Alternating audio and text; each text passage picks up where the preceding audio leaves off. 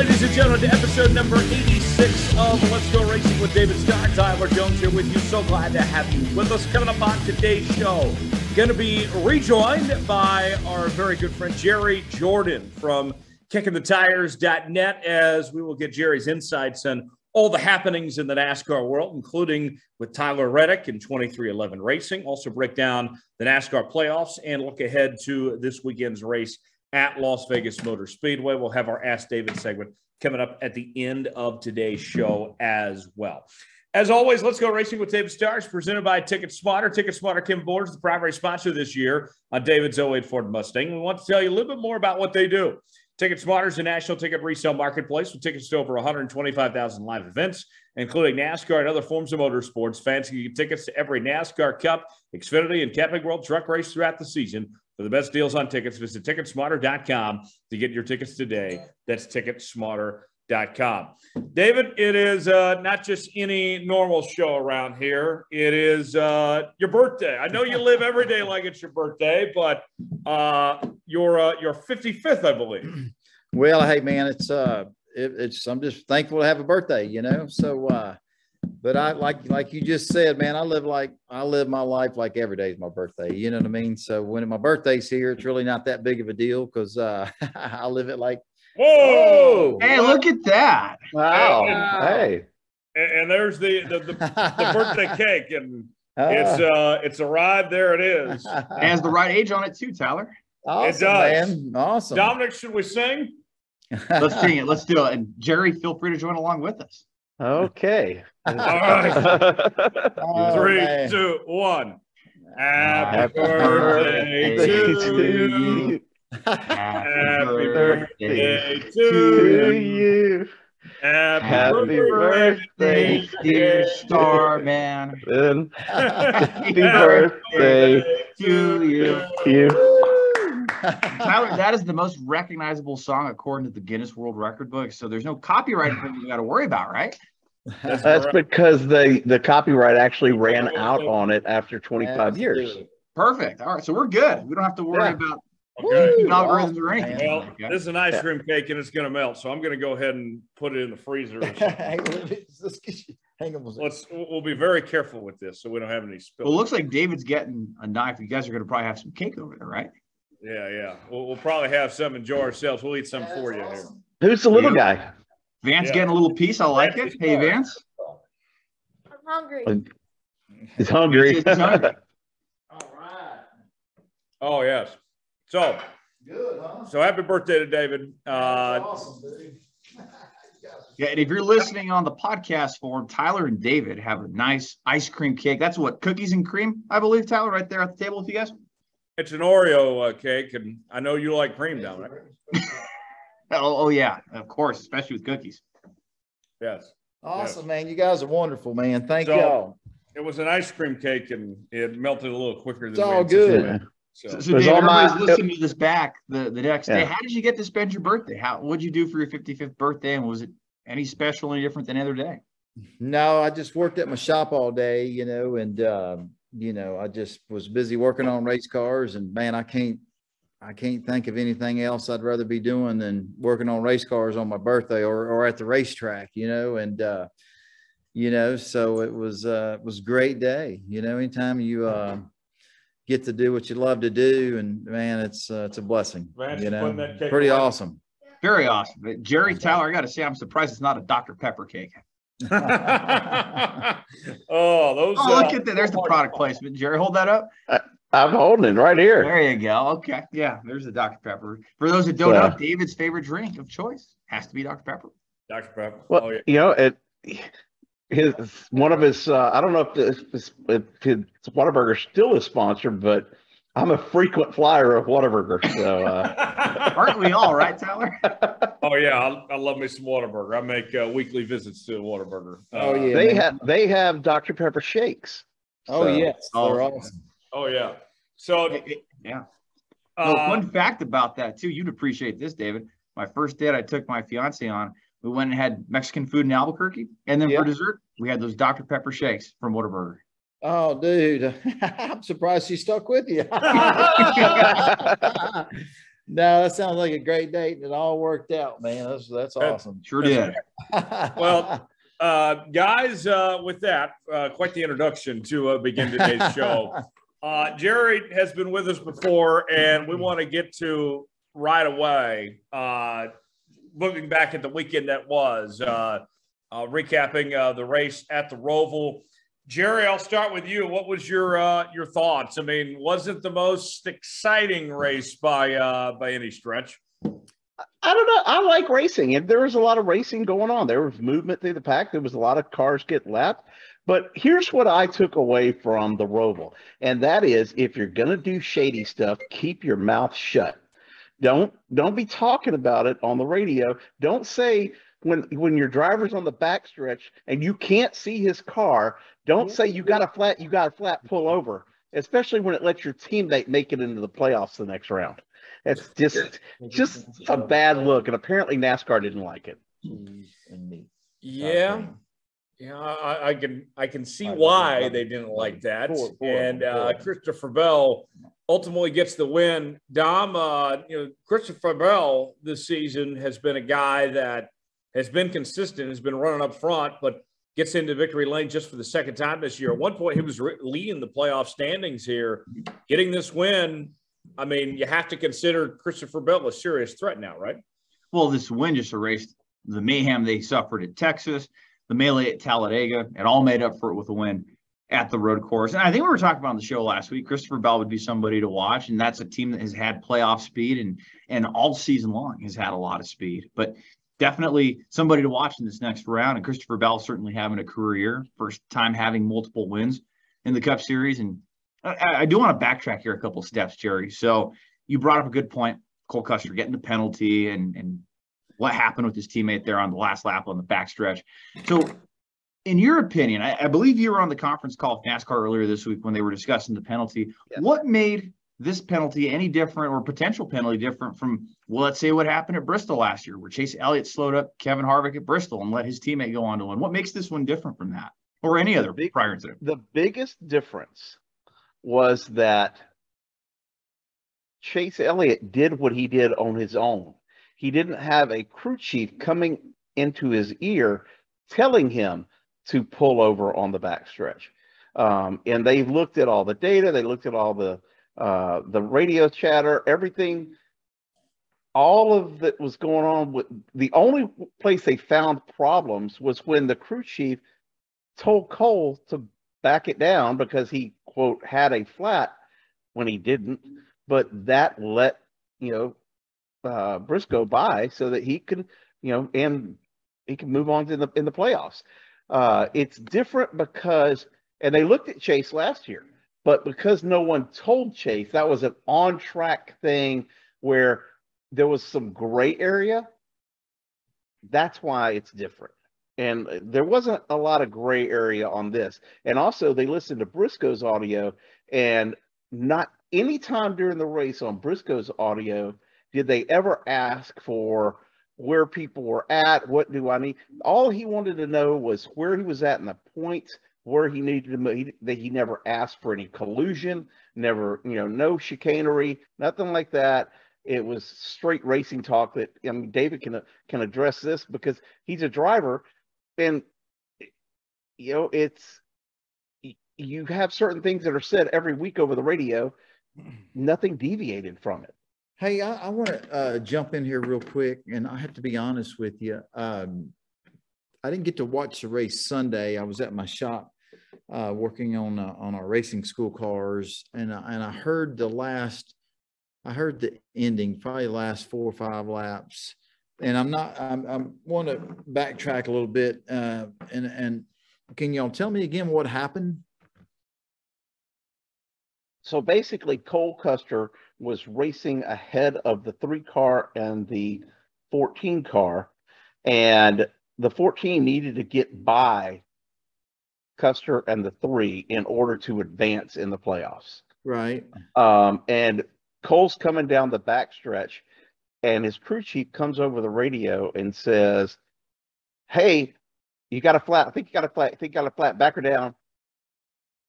So he does, but the crew chief wasn't crew chief wasn't seeing the car. He was just telling him to slow down because they knew the proximity of where Briscoe was at and what points he needed to advance into the playoffs. Now, as it stands, he technically, according to NASCAR, that didn't make a difference. I guess because he got around another car on his own, but I mean, he knocked Larson out by 2 points. Wow. So, and they considered looking at Briscoe and suspending him. But he did, like I said on the radio, he didn't do anything wrong. They also considered looking at Cole Custer and suspending him, but that goes against the precedent that they've kind of set in the past of the only reason why they park a driver is for a safety issue and things like that. This was it has to be very egregious for them to park a driver. Is what Scott Miller said. So Jerry, the way I'm understanding it, so Cole Custer got orders from his crew chief. Basically slow down, let his teammate go by, or basically and said, hey, you got a flat tire, slow down. Yeah, I will read you the quote. Think you've got a flat, check up. That was the word that came from the 41's crew chief to Cole Custer on the backstretch as he slowed to allow the 14 of Chase Briscoe to go around. Yeah, no, I mean, we all understand it. When we have a flat, we don't need anybody to tell us we got a flat. We're pretty much the first ones to know we got a flat, and we're usually telling our crew chief and our team, hey, we got a flat, be ready, I'm coming to you. We right. need to be quick, we don't lose a lap, so they kind of got caught, I guess it's understandable, as an organization and a team, they were trying to help their organization, their teammate be a team player. But that's pretty blatant, you know what I mean, for us in the industry, for somebody just listening to that, you're like, well, that's pretty cool, but y'all know, I know, and most of us know that our crew chief doesn't need to tell us that we got a flat. We're telling them. So tell me this question for whether Jerry or David, either one, whoever you guys want to answer this question. For the casual observer, the casual fan out there that watches and sees plate racing of, the orders come from the manufacturers and the teams. You guys got to help each other. You guys got to work together, and that's the order, right? What's the difference between that and then in this case, move out of the way to help your teammate advance in the playoffs? What's the difference between the two? What would you tell the casual fan that may not understand? Well, I think it's because you're still racing for a win. You're still out there trying to do your best. This is an obvious example of him not doing his best, not giving the 100% rule.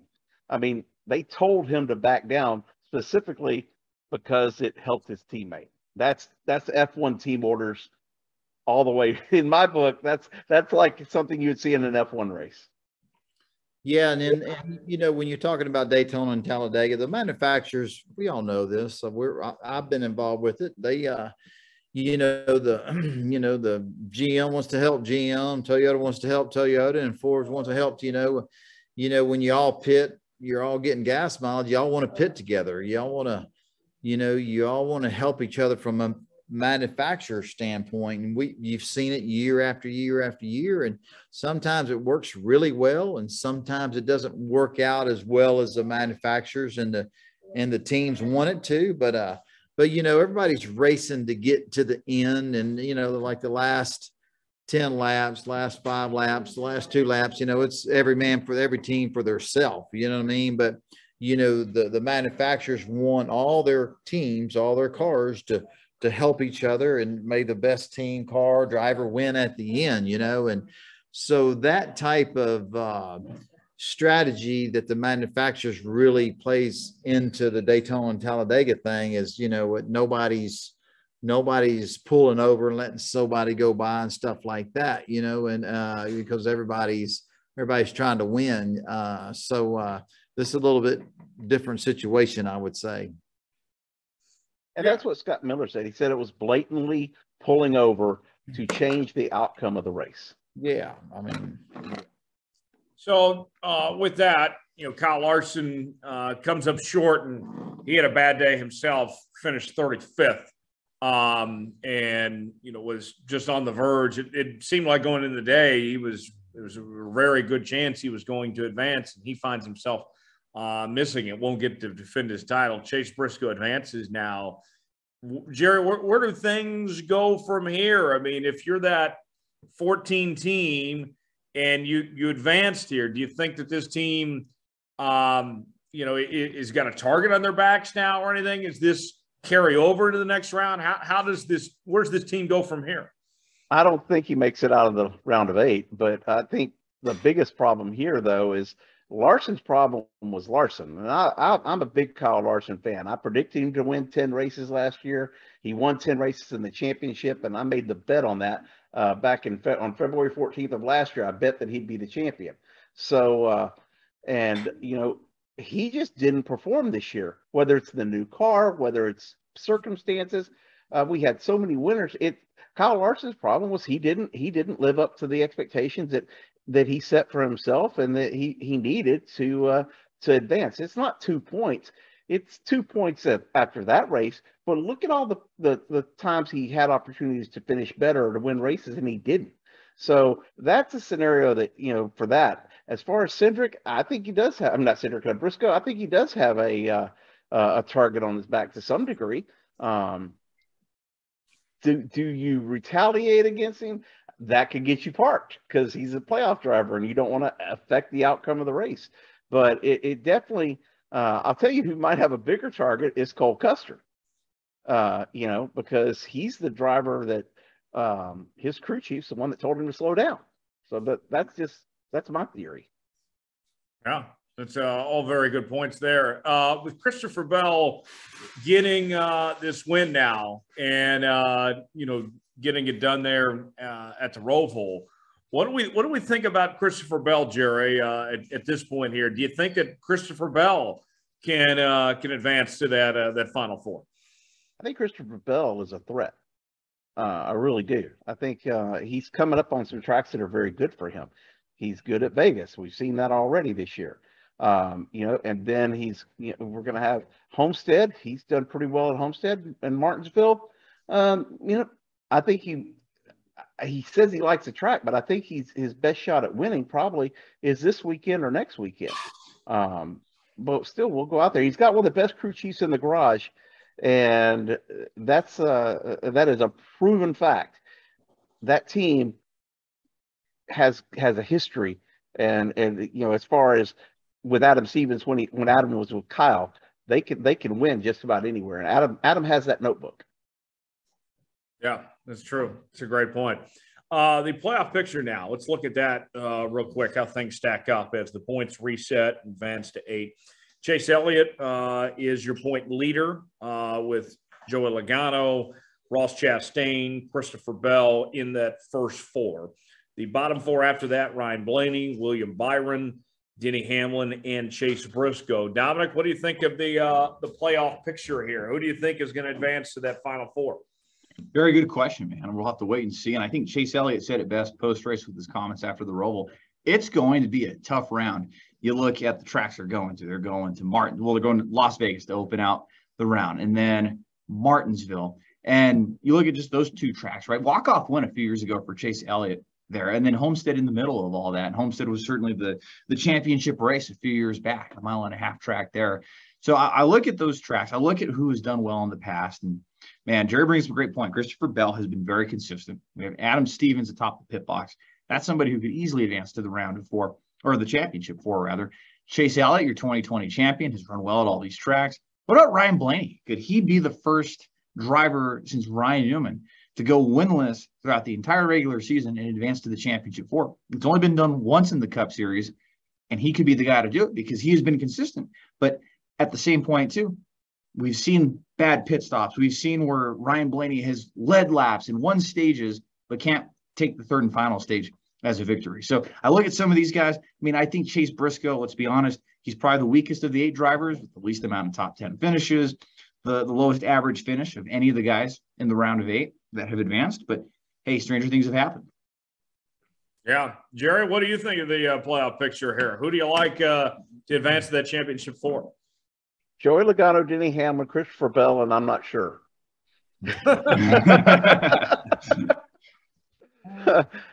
Now, who, and it probably Chase Elliott, just based on points and scenario, but I like those guys, Joey Logano, Denny Hamlin, Christopher Bell, and if I guess I'll pick Chase just because he's a points leader, and we know he can win at Phoenix. He did that, a few years ago. So I don't know. It's going to be interesting to see what happens next week with Homestead. Vegas is another it's just a mile and a half. Okay. It's different than Texas. It's different than Kentucky was. It's different. But next week at Homestead, that's going to be a key because there's going to be chaos at Martinsville.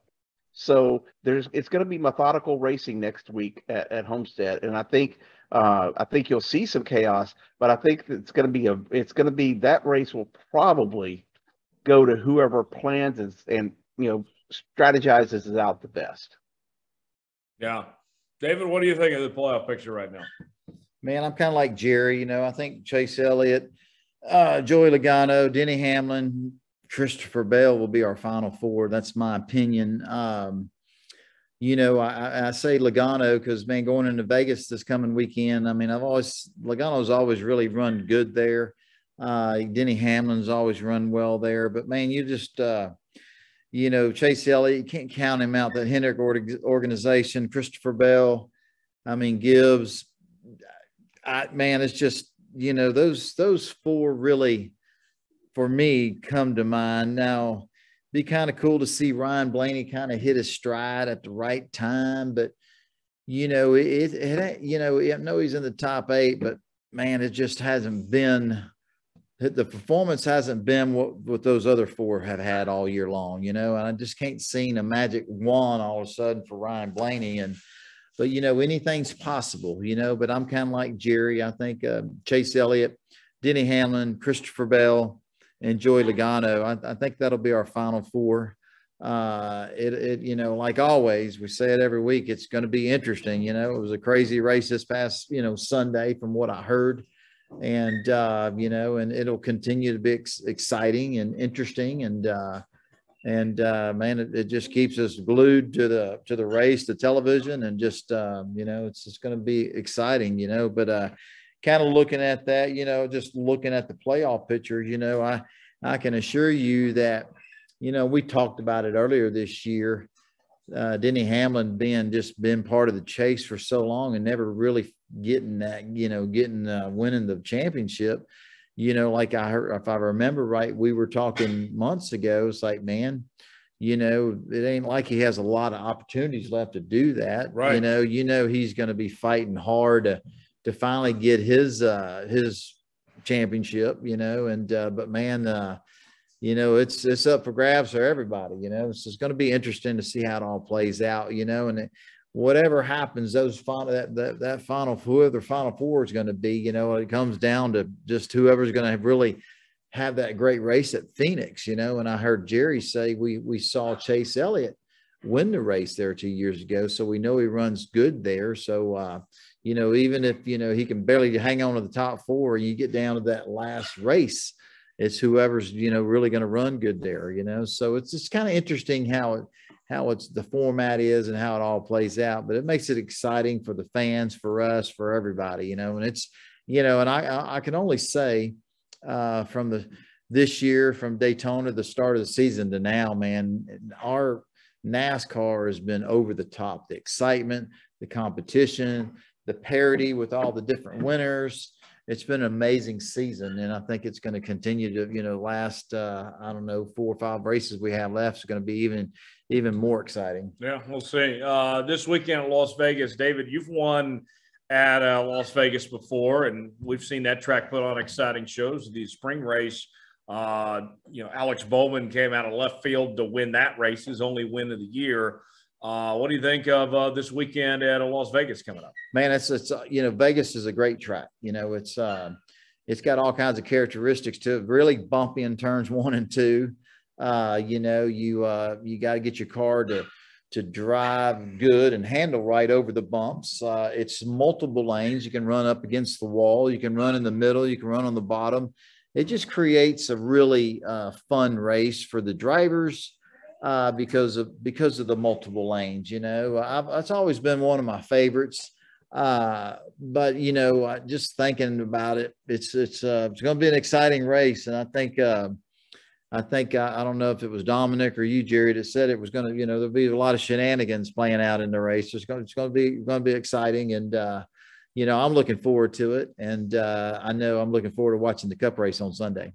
Jerry, we've seen, this playoff, the non-playoff drivers have certainly had an impact, winning a decent amount of races, and we talked about the Cole Custer thing earlier, playing a role in Chase Briscoe advancing and everything there. Do you think that we will start to see now things transition where the playoff drivers start to take over a bit, where it's the playoff drivers winning races and everything? What do you think, Jerry? I think, well, first off, I think that with mine and David's luck, the 4 drivers that we picked to make the championship are going to pile it up in turn 1 this weekend. Jerry, I agree with you because, man, we've had some good luck over the years, but this year has been awful, man. Oh, it's just, it's not going well. No. So the only thing I've done right this year, I think, was I picked Kevin Harvick to win a race, and I picked Christopher Bell to win here earlier this year. So I think that's probably my biggest get it right moments of the season. But no, Vegas is going to be interesting. If we're going to have a race where a playoff driver, wins it like we're used to seeing, I think that Vegas could be the place where that comes to play. Look, as David said, Denny Hamlin's good there. We know Joey Logano's good there, and we know Christopher Bell's good there. So you got 3 playoff drivers right there. Ryan Blaney's good there too. So half your playoff field is not only good there, has won races there, or probably over half, and then they're just better drivers right now. Maybe not overall, but they're better drivers at Vegas than, 30 something, 28, 30 other drivers that are out there, racing on Sunday. They're just better right now. That's the reason why they're in the playoffs. Yeah, you can't count out William Byron. I mean, we're just talking. He won there in the spring, and you can never count out Ross Chastain. I mean, it's just it's anything's possible. All these guys, the top 8, are amazing and good powerhouse teams, championship caliber teams. So it's just going to be interesting to see how it all plays out. Yeah, for sure. Guys, we will get to our news and notes segment in just one moment. Before we do, today's show is presented by TicketSmarter. TicketSmarter is the official ticket resale marketplace of Worldwide Technology Raceway, where David won in 2004. Fans can also get tickets to any type of event, including sports, concerts, and theater productions. TicketSmarter is committing to helping those in need by donating $1 from every transaction to various charity organizations. Head over to TicketSmarter.com to find tickets for upcoming events. That's TicketSmarter.com. Dominic, let's get to the thing we've all been waiting for, right? With the elephant in the room, right? Reddick, the elephant in the room, yes. Tyler Reddick is reportedly going to be released early from his contract. Lee Spencer of Racing Boys was the first to report on Tuesday, October 11th, that Tyler Reddick will be released 1 year early from his contract at Richard Childress Racing, and that, in fact, 2311 Racing has bought out his contract. An official announcement is expected at the racetrack this Saturday in Las Vegas. And Jerry, I'm going to toss this to you. I can't help but think Las Vegas announcement there, and it could be coincidence just because it is the next race on the schedule, but the announcement coming there, Kurt Busch's hometown, is there some sort of correlation here, or am I reading way too into it? Can I do this and cover up my face so you can't see how I look? There you go. Okay, so yes, there's an announcement on Saturday. No, I can't tell you what it is, but I don't think Lee is far off of her article. I don't know about Tyler Reddick. Okay, I don't know if the contract's been bought out or all that. Wouldn't surprise me. I think I asked that question a couple of weeks ago.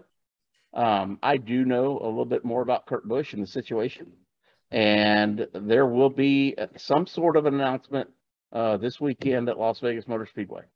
and it will be Saturday. It'll be Saturday. That's all I know specifically that I can say is that there will be a press conference involving Kurt on Saturday and Toyota. So I hope that Kurt is coming back or will drive a fourth car next year or his car next year, but I have serious doubts. I don't know yet. So here's what I wonder. As far as the Tyler Reddick thing goes and all this, Jerry, I mean, we heard from Richard Childress say that the plan for Tyler Reddick to be in a third entry, that they were going to find another charter and that they were going to get sponsors and all this and make it work for one more year. But then now, I mean, was he bluffing? Are they still going to run a third car potentially? I mean, what the hell is going on at RCR? Called poker. He's playing poker. I mean, Richard Childress goes way back. Come on, he knows how to play this game, and he wants money for his driver.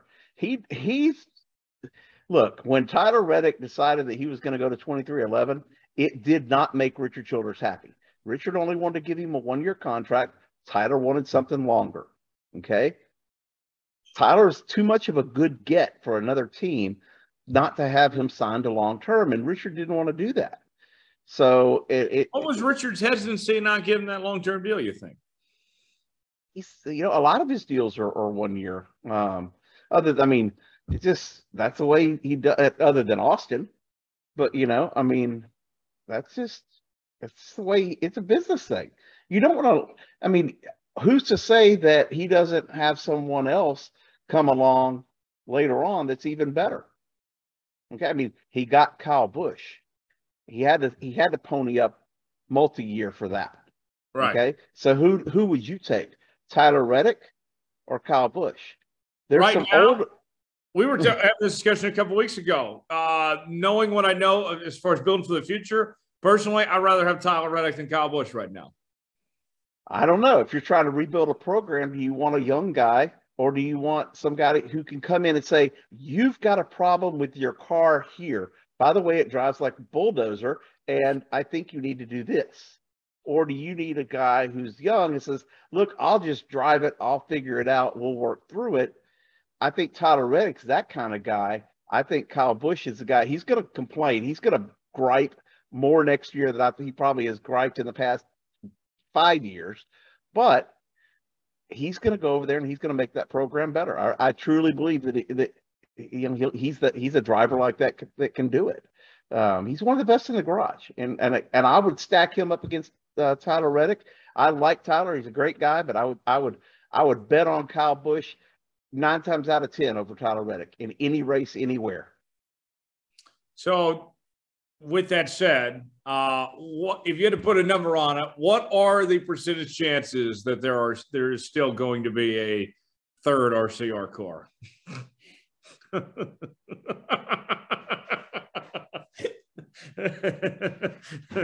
I had to ask, but yes. Look, I said that I talked to Kurt. I texted with Kurt earlier today, and he just said, "I'll see you Saturday." He knows. I've confirmed that we're having a press conference. Anything else that I might have picked up, I can't say. Lee wouldn't have put that story out there if she wasn't pretty solid with her information. And I know from making other phone calls today that Toyota has a part in this press conference. So you start adding up 2 and 2, putting things together. And I'd heard earlier in the week, actually, that Toyota was working on a press conference. So they're not just going to do one press conference for Kurt leaving. Because remember, there's also some issues here. Kurt was injured. Okay. He is not retiring. He was actually injured. He lost he's not going to drive. If this is the announcement, he won't be driving because he chose to retire. He will be driving because he was forced to make a decision based on a medical issue. David could probably address this a little bit more, because I'm sure that, David probably has insurance just like other drivers do in the garage. And that there may be something there that you can't just say, oh, I'm going to retire. You were sidelined because you can't race because you're injured. Absolutely. Once you retire your racing medical insurance, I mean, it's voided, you know what I'm saying? So it'd be interesting to see how this press conference, obviously, Jerry, you're good friends with Kurt. I've been great friends with him for a long time. Man, he's so competitive this year, winning races. And I really was wanting to see him have a shot at another championship. I just felt like that their performance and the way Kurt was driving and just their team, it's like, man, anything's possible to make the chase, and obviously was going to be in the chase. So, he's just so good, still good. He's been good for a long time. He's a hell of a race car driver, and I wanted to see him retire on his terms when he was ready to retire. Whatever's going on with him, his injuries, I'm hope, he probably has the right doctors to get him back 100% like he was. But, knowing and seeing other drivers that have been through that takes time, you know what I mean? So, I think right now, just to have a great quality of life the rest of your life, you just don't know all the details of it. I'd love to see him be able to drive a race car next year, come back, win races, and give himself another opportunity. But, we don't know the extent of and how bad and all the things going on medically with Kurt. We see him here and there, and, so I just hope the best for him. He's a great friend of yours, Jerry. We've always been great friends. And, man, I hate to see what he's going through. I would hate to see him have to step out of the race car, maybe retire because of his injuries. I mean, nobody wants to have to end their great career that way. You know what I mean? We'd rather all end it how we want to end it, not because we have to. But going to be interesting to hear the press conference and everything going on this weekend. I will say this, because I've had multiple text message conversations with Kurt through, during this time. He did not tell me what the announcement was. Right. And I won't speculate. No.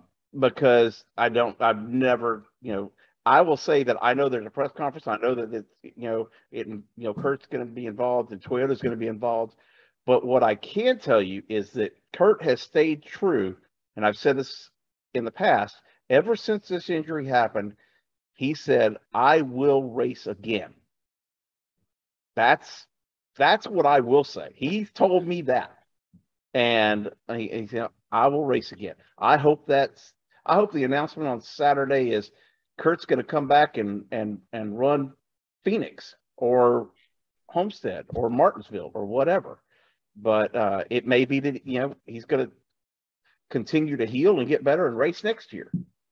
But that's the only thing that I can tell you definitively is Kurt has told me that he will race again.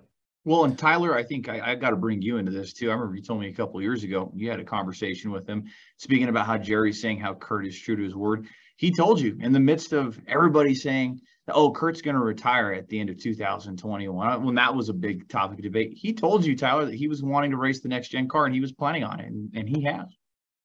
Yeah, I remember specifically talking to Kurt about that, asking about his intentions for, his future plans. And he was excited about the next gen. He was one of the first drivers to test the next gen car. And, I don't think that Kurt is done racing. I think, if we're going to, and I'm not going to put Jerry in this position to do this, I'll put Dominic in it though.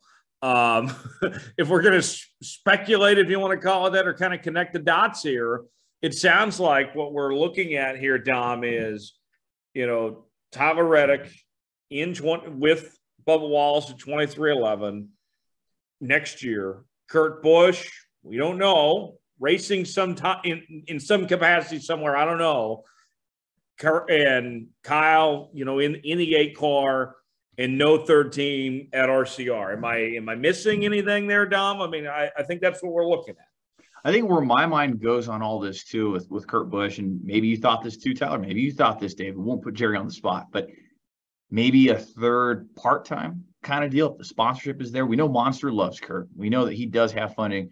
What about like a hand-picked kind of schedule, like a Mark Martin kind of year in 2023? I could see that on the table. We know Kurt isn't done and he wants to come back. If it's not a part-time deal for the rest of the year, 1 or 2 races, and he's coming back in 23, who's not to say it's a part-time thing with 2311 racing?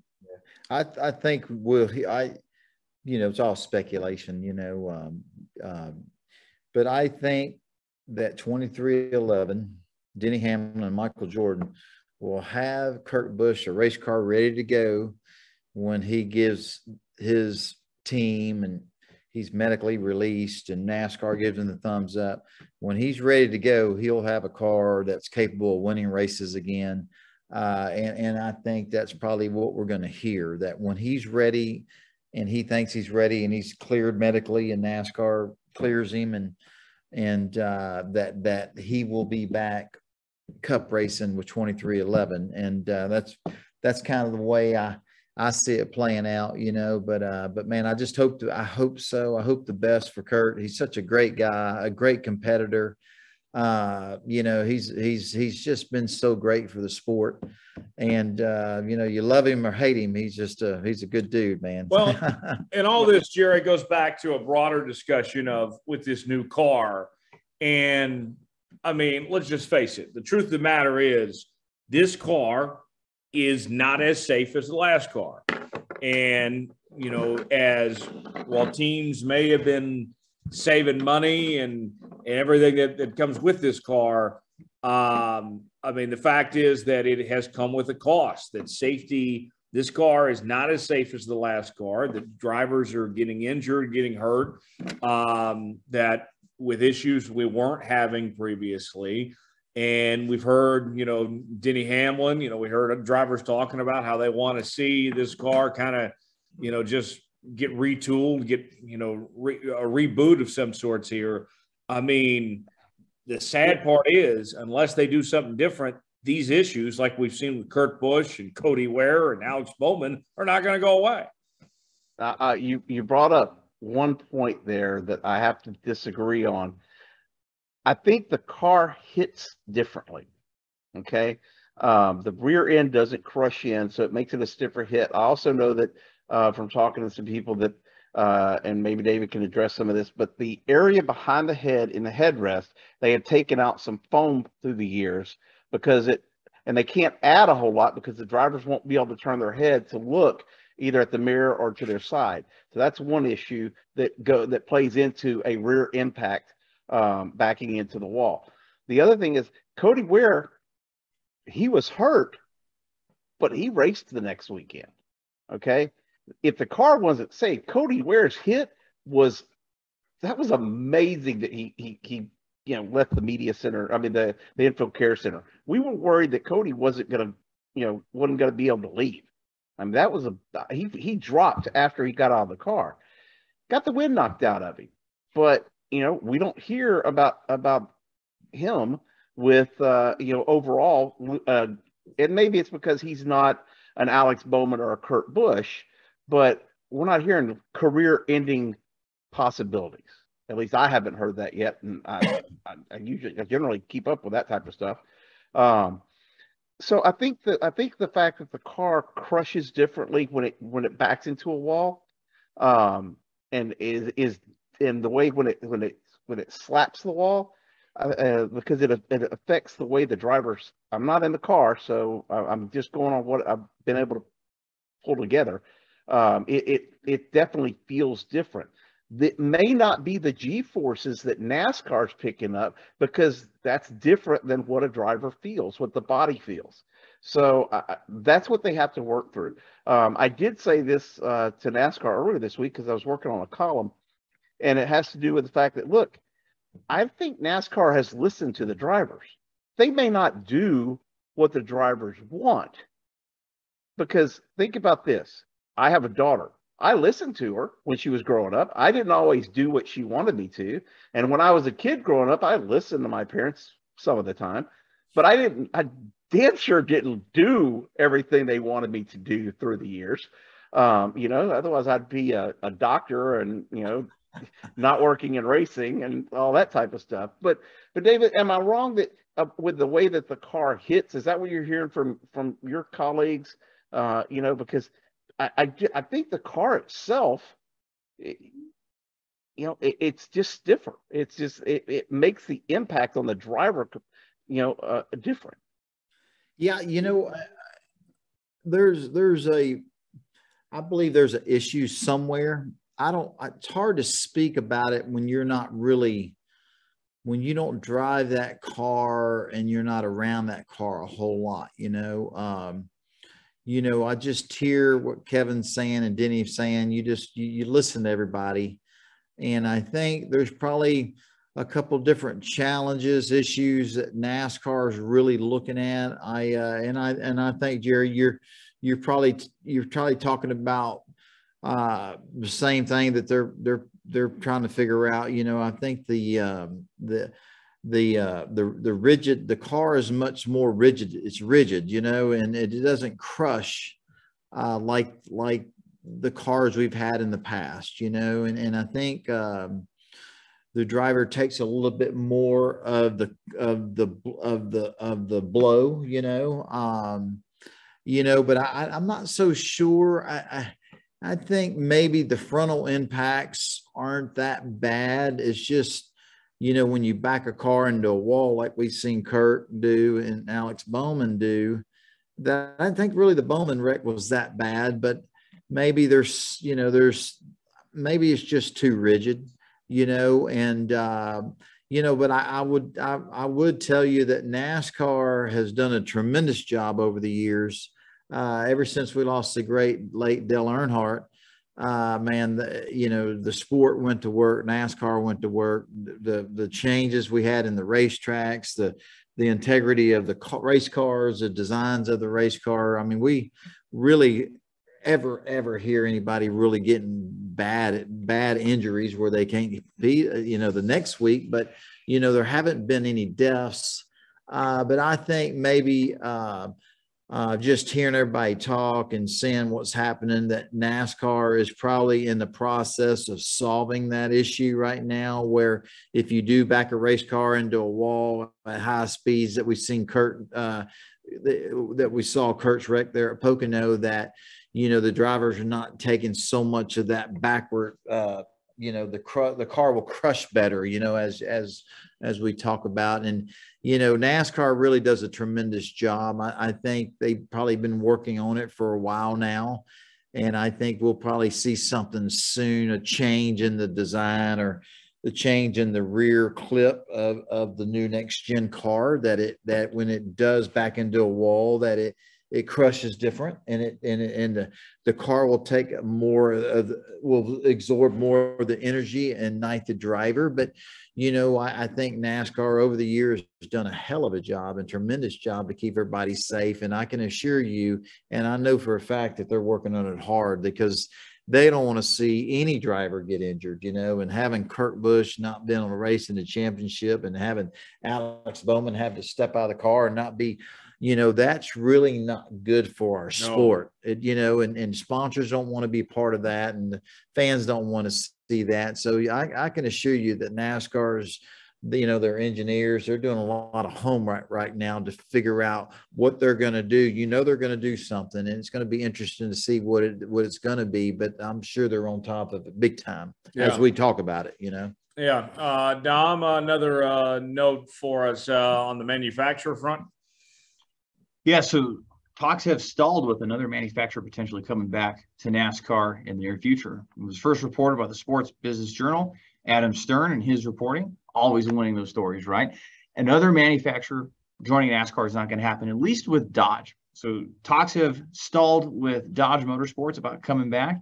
Dodge, you may recall, was part of NASCAR from 2001 to 2012, and before that too. So they've had multiple stints, and they went out winning the championship with driver Brad Keselowski that season, but have not returned. And they even had a Gen 6 car ready to roll in 2013, but no top tier team that went with Dodge. So Dodge has been out for about 10 years now, and no return is likely anytime soon. So Jerry, I'm going to turn this to you again.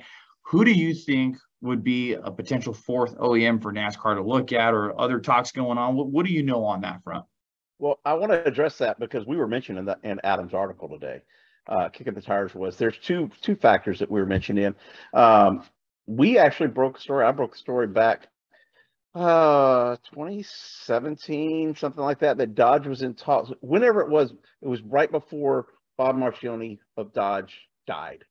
And he ran the company. And when he passed away, the plans that were in place for Dodge to come back the next year or so into NASCAR, they pretty much died with him at the time.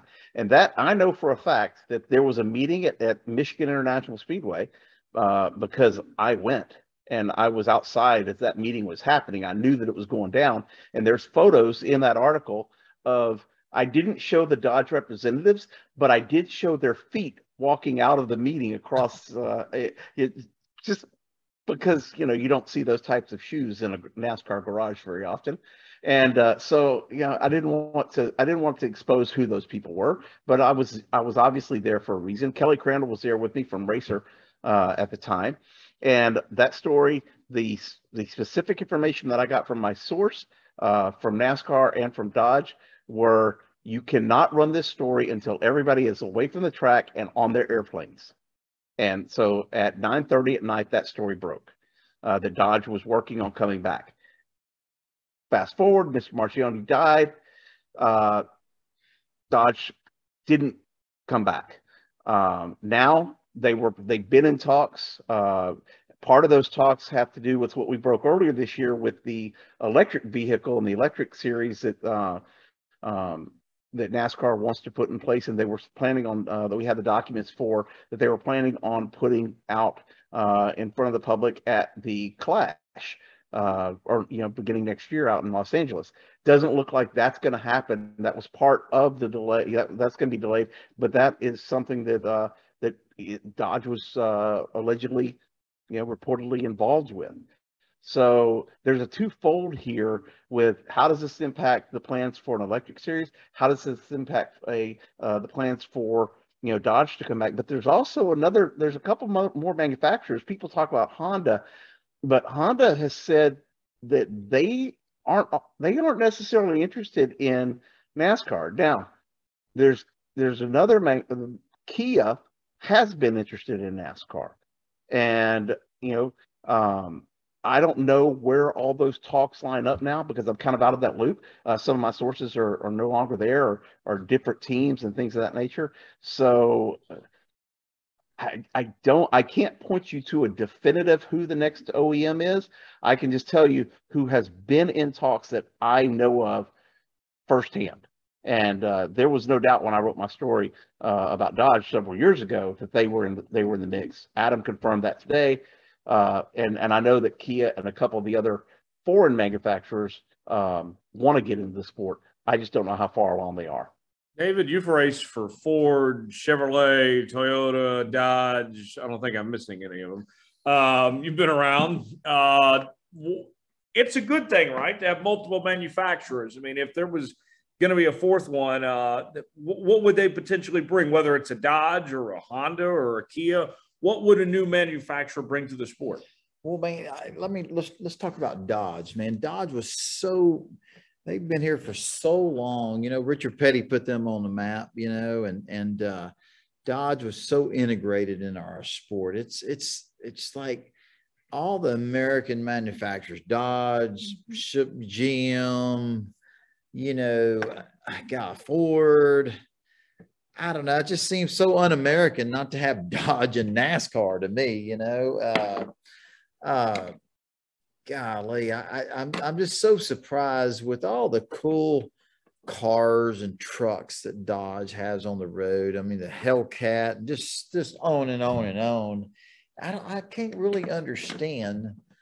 It doesn't really make sense to me. Maybe you guys can help me out there, but man, Dodge has always been part of American auto racing, NASCAR. And it just, to me, I don't understand what the delay is on getting back into NASCAR. You know what I mean? I don't know. It's just, man, there's so many fans out there that follow our sport that are just so dedicated and so passionate about Dodge Mopar cars. You know what I mean? And I just don't. I don't know. I don't get it. I don't understand what they're waiting for. And then to talk about other manufacturers coming in, I don't know. I think it just showcases I think manufacturers that are involved in American auto racing, whether it be, I don't know, I just say NASCAR, top motorsports form of racing in the United States. I just think, the fan base and your loyal customers and ones that, if you talk about Kia, let's just take a manufacturer, Kia. If they came into NASCAR, I mean, I would say they would see a huge growth in auto sales. You know what I mean? I mean, for me, it's like, win on Sunday, sell on Monday. It's always been that way ever since I've been a little kid and known about auto racing and NASCAR. I don't understand. I asked a question to Jerry and to you, Tyler, and to Dominic. I mean, I don't get why they stepped out of the sport, just because, man, to have Dodge, GM, Ford, Toyota, I mean, all the major players involved in a race. I mean, I don't know. It don't make sense to me. One thing I wonder, Jerry, as far as them not getting a deal done and not being interested right now, how much of it does it have to do with, you think, I mean, in 2023, as far as the sale on Monday goes, they're about to discontinue selling the Charger and the Challenger. I mean, the two most notable vehicles that they sell, which that one shocked me. I mean, I've always loved the Dodge Charger just as a street vehicle. That's got to do something with it, right? I find that odd too, because they just came out with a new Charger that was EV, and they worked on the sound of it to where they did baffling with forced air to make it sound like a rumbling engine. So I'm just shocked that news is, came out about the Charger and the Challenger. I mean, I look at them as you think of Dodge, and as David said, they've been around the sport, Richard Petty. I've always thought, ever since I wrote the story originally, I just felt comfortable they would be back. Economy happened, COVID happened, and all that stuff.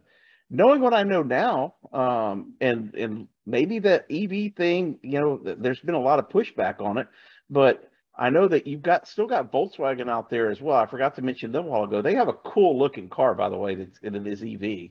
It's a Volkswagen Polestar, but the Kia is the Stinger. If you look at those cars and you put them side by side with the current NASCAR Cup Series car, they are they have the right body lines, okay, in order to be used as a race car. So I don't know.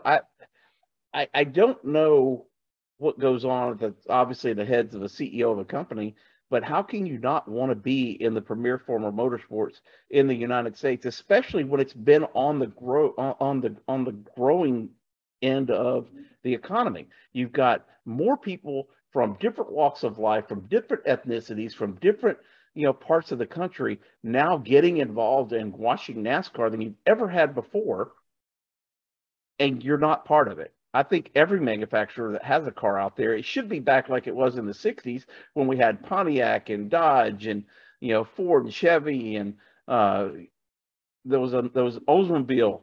We had all those different manufacturers that were in the sport. And some even within the same family, the same company, had, different, cars they were putting out there, I mean, yeah. So it's crazy that it's gone this route to the way it has. We'll see if Dodge makes a return of some sorts in the future. Real quick, final bit before we get to our Ask David segment. Dom, race picks for Vegas. You go ahead and start. 8 of the playoff drivers, only 2 of them have found victory lane in the past at Las Vegas Motor Speedway. I'm going with the guy that won there last year for his first Vegas win in his 16th full-time year. Denny Hamlin gets it done and punches that ticket to the round of 4 or championship 4. Good pick there with Hamlin. I said it last week. I'm going to continue to do so. I'm picking Ryan Blaney every week until he wins. We'll go with Ryan Blaney this week, get it done in Las Vegas. How about you, David? I'm going to go with I'm going to side with Dominic. I'm going to go with Denny Hamlin. Okay. How about you, Jerry? Well, I need to make a correction because I said Christopher Bell won the race here, and I meant Christopher Bell actually had the pole at Vegas in the spring, not the win. That was, I looked at the stats wrong earlier, but you know, I it's hard for me to go against Joey Logano at Las Vegas, so that's going to be my pick this weekend. Good pick. Out in the Nevada desert. But yeah, I wanted to follow my sword. I said that wrong earlier. Looked at the wrong stat, and it was Christopher Bell had the pole, not the win. All right, there you have it. That's our picks this week. Let's go racing with David Starr, presented by TicketSmarter. TicketSmarter came aboard as the primary sponsor this year in David's 08 Ford Mustang, and we want to tell you a little bit more about what they do. TicketSmarter is a national ticket resale marketplace with tickets to over 125,000 live events, including NASCAR and other forms of motorsports. Fans can get tickets to every NASCAR Cup, Xfinity, and Camping World Truck race throughout the season. For the best deals on tickets, visit TicketSmarter.com to get your tickets today. That's TicketSmarter.com. Each week here on Let's Go Racing, you can submit questions to us on Facebook at Facebook.com/Star Podcast, Twitter at Star Podcast, and by email, DavidStarPodcast@gmail.com. Our first question in the inbox this week for you, David, comes from Julie. Julie wants to know, David, happy birthday. I'm curious, who was your first ever sponsor? Wow, that's man, it was back when I first started racing, when I was 14 years old, I drove driving in the Bomber Series at Big H Speedway, and there was a guy named Chris Duto. Chris Duto on Allied Auto Salvage on Highway 249. And his son, Pete Duto, was an awesome race car driver. And, man, they were just so involved in racing in Houston. And they had all kinds of cool race cars. But I could go to his junkyard and get a spindle, get an A-frame, get a spring, get any kind of tires, wheels. I could get anything I wanted. And I would always I'd always have a stack of stuff, and I'd go get Chris, and he'd come out there. How much money you got on you? So, $150, $100. He said, well, keep it in your pocket, and I'll see you at the racetrack. So, Chris Duto, Allied Auto Salvage was a junkyard. He was really my first ever sponsor, and man, what a great guy. He's not with us anymore, or his son, Pete Duto, but that was my first really sponsor, and for all the racers out there, all of us that race, and you don't have to be a NASCAR race car driver. I mean, just your local dirt track or your asphalt track, whatever type of racing we all do. Sponsors are so important, and whether they give you $10 or $1,000 or $200, man, it's just without them, without people helping us racers, female, male, any of us couldn't race. I mean, it just takes so much money, and you're so appreciative of them. And man, I've never forgotten all the sponsors I ever had. If they call me today and want to come drive a race car, or they want to go to a race, man, I'm there to do whatever I can for them, because, not only myself, but all the racers, without that sponsor way back when, or 5 or 10 years ago, if they wouldn't have sponsored you, you couldn't have done what you did or even been racing. So, all of them are so important, and thank God for them. Jerry, on the media side, we got to have sponsors to make a living too. How about you? Who was the first sponsor you've worked with?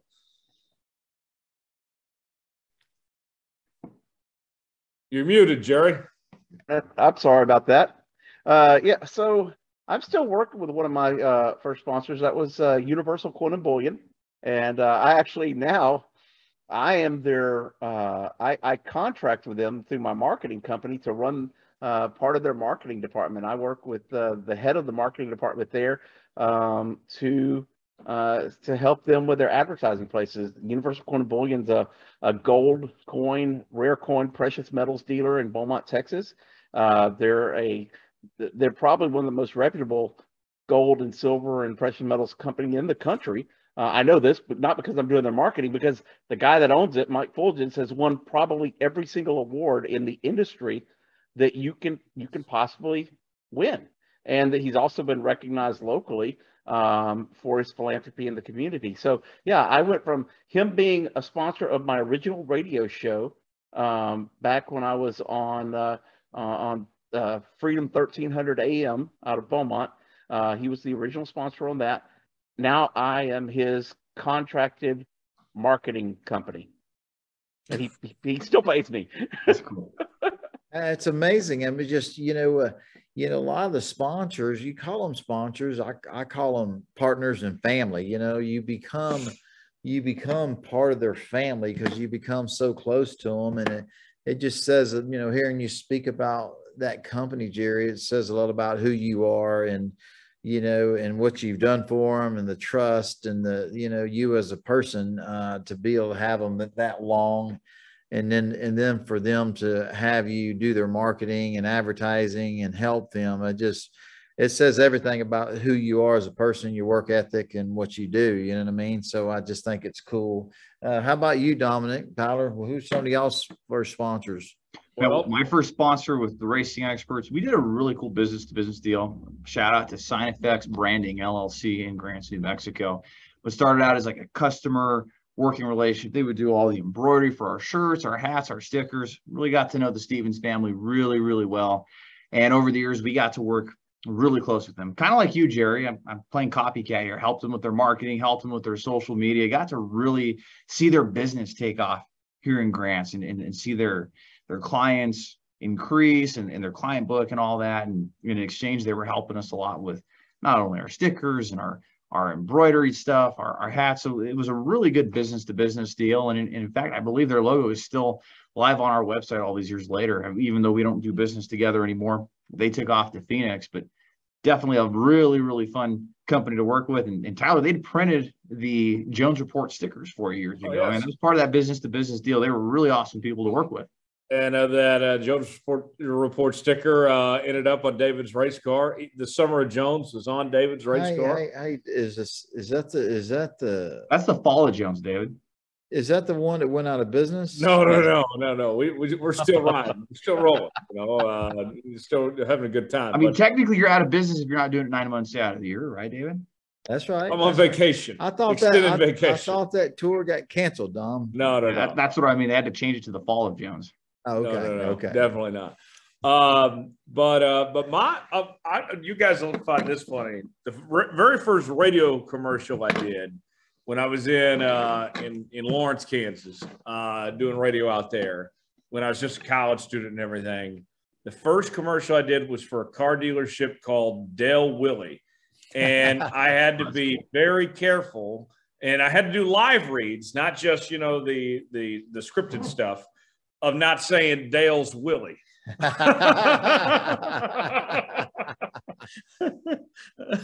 Luckily, I never slipped up, but it did cross my mind a lot, in my mind, not to say Dale's Willie. So that that could have been bad, Wow. Don't want to lose those sponsors. No. A lot less rules on podcasts. There's a lot less rules on podcasts than there are on terrestrial radio. Just saying, because I could have gotten myself into trouble a lot on terrestrial radio. Oh yeah, no doubt about that. Our next question in the inbox comes from Macy. And Macy wants to know, David, with your birthday, do you have any goals for this year? Oh, man, I have a lot of goals. That's what keeps us getting out of bed every morning. And yeah, absolutely.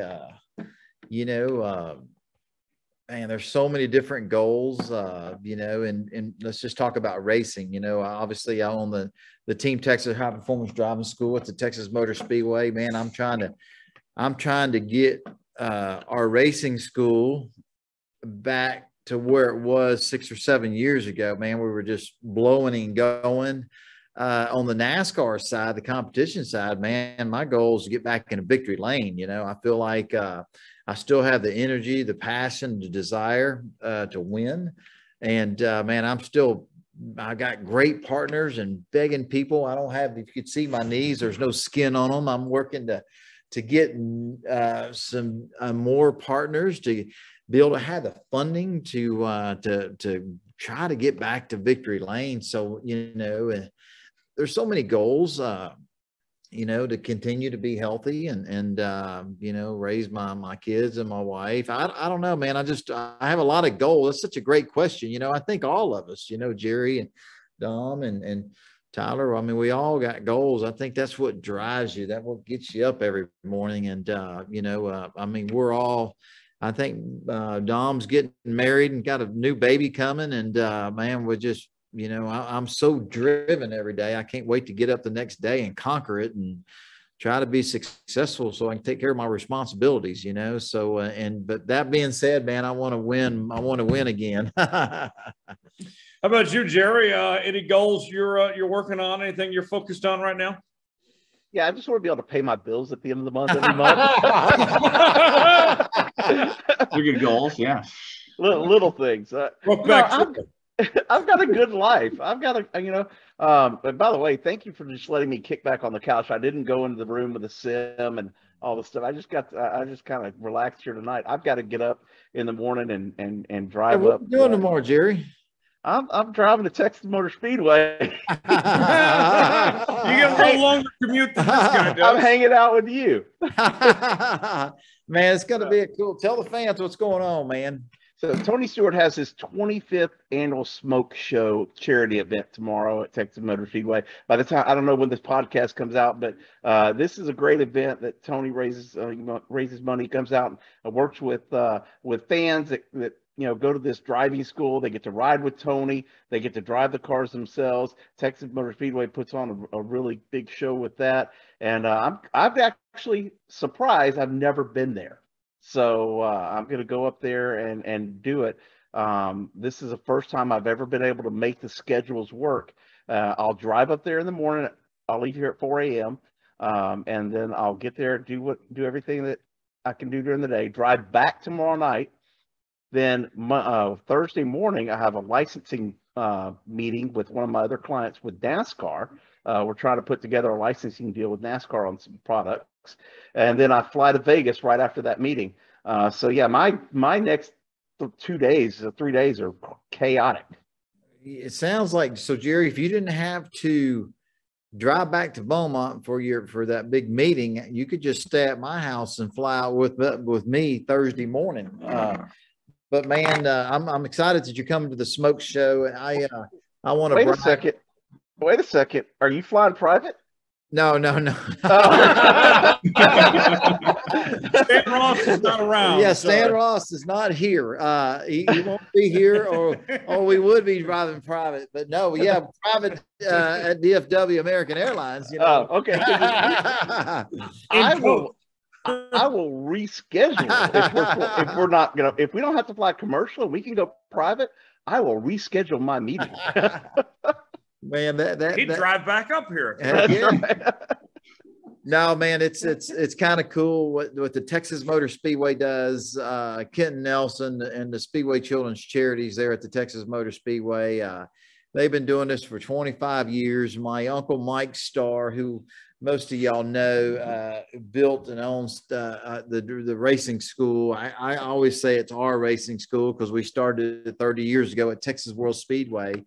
And it's incredible what he built and the customer we had and just how awesome of a racing school it is. And it's kind of cool when I see Tony brags on our racing school. You know, he loves our cars, our engines, and how our cars drive and how good they look. And, you know, it's just to be able to be a part of that for 25 years. And my Uncle Mike he's always donated all our cars and everything that we give Tony, and all the people that buy the race car rides and the drives with Tony Stewart.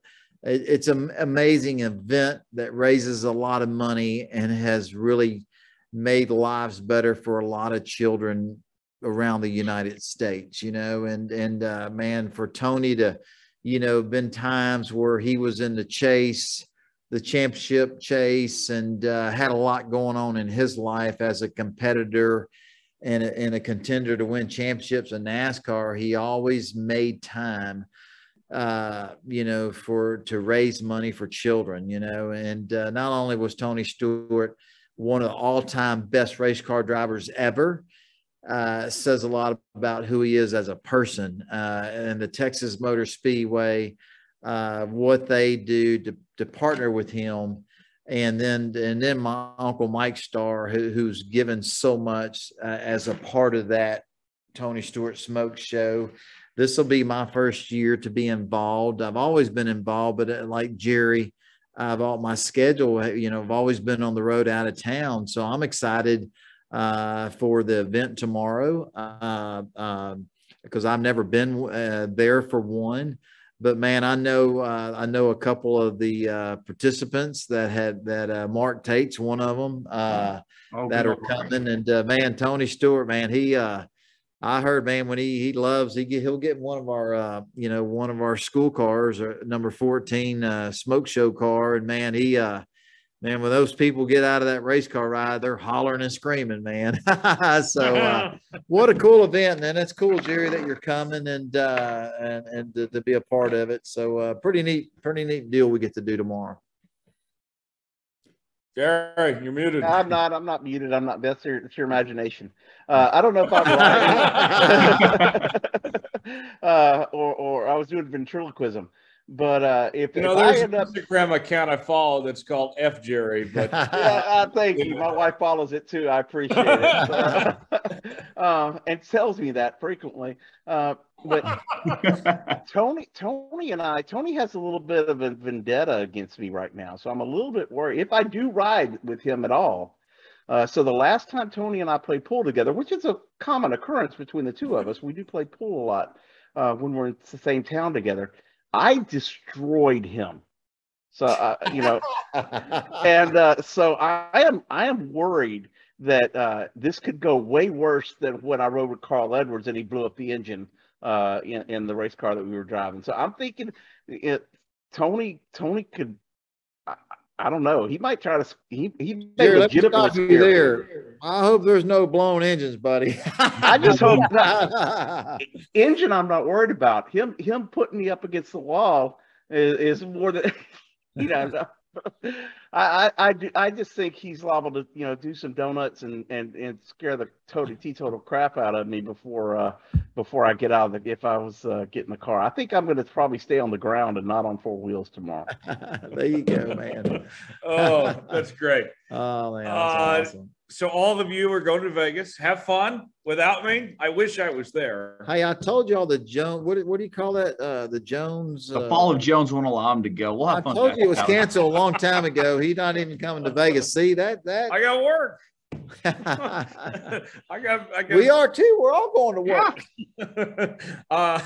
I'm going to Oklahoma City on Saturday, but then that does not work. For what? Saturday. I'm going to the Oklahoma-Kansas game, and then I got to work leisure. Come on. Oh my well, then I got God. to. Well, that is leisure, but then I got to work NFL football on Sunday here in Dallas. Hey, how did that Oklahoma-Texas game work out for you? we don't talk about that. We don't talk about that. That was that's far. That's in the distant memory. I heard that was a really good game. That was a close score. It was a close score. On that note, we gotta go. We're gonna put the checkered flag out on this episode. As always, you can subscribe to Let's Go Racing. New episodes out each and every Wednesday on Apple, Spotify, Google Podcasts, and YouTube. Leave us a 5-star review, or don't leave us one at all. Hit that like button and subscribe to the show. And you can follow us on social media: Facebook.com/Star Podcast, Twitter @StarPodcast, and by email, DavidStarPodcast@gmail.com. For Jerry Jordan, David Starr, Dominic Aragon, Tyler Jones, thanks so long. It's been another edition of Let's Go Racing. We'll see you next week.